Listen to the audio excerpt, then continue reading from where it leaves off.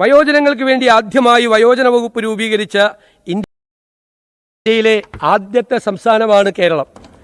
ഇതിനെ അടിസ്ഥാനമാക്കി സർക്കാർ നയരേഖകൾ രൂപീകരിച്ചുകൊണ്ടും ആവശ്യമായ സ്ഥാപനങ്ങൾ, വ്യയശേഷി നേടാനുതകുന്ന സാമ്പത്തിക സഹായം, സംരംഭകത്വം, വയോജനങ്ങളുടെ വൈദഗ്ധ്യം എന്നിവ ഉൾപ്പെടുന്ന സിൽവർ ഇക്കോണമി വികസിപ്പിക്കും.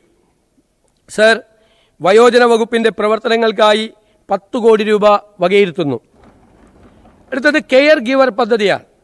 വിട്ടുമാറാത്ത രോഗങ്ങൾ അല്ലെങ്കിൽ വാർദ്ധക്യ സഹജമായ ബുദ്ധിമുട്ടുകൾ, വൈകല്യങ്ങൾ എന്നിവ നേരിടുന്നവരെ സഹായിക്കുന്നതിനായി തൊഴിലധിഷ്ഠിത പരിശീലനം നൽകുന്നതിന് സർക്കാർ സ്വകാര്യ നഴ്സിംഗ് കോളേജുകളിലും തിരഞ്ഞെടുക്കപ്പെട്ട ആശുപത്രികളിലും 6 മാസ കാലയളവിലേക്കുള്ള സർക്കാർ അംഗീകാരത്തോടെയുള്ള അന്താരാഷ്ട്ര നിലവാരമുള്ള കെയർ ഗിവർ സർട്ടിഫിക്കറ്റ് കോഴ്സുകൾ ആരംഭിക്കും. ഇതിലൂടെ ആവശ്യമുള്ളവർക്ക് പരിചരണവും തൊഴിൽരഹിതരായ യുവജനങ്ങൾക്ക് മാന്യമായ തൊഴിലും ലഭ്യമാകും. മുതിർന്ന പൗരന്മാരെ സജീവരാക്കുന്നതിന് വയോജന പാർക്കുകളും പകൽ വീടുകളും ഫിറ്റ്നസ് സെൻ്ററുകളും ഒരുക്കും.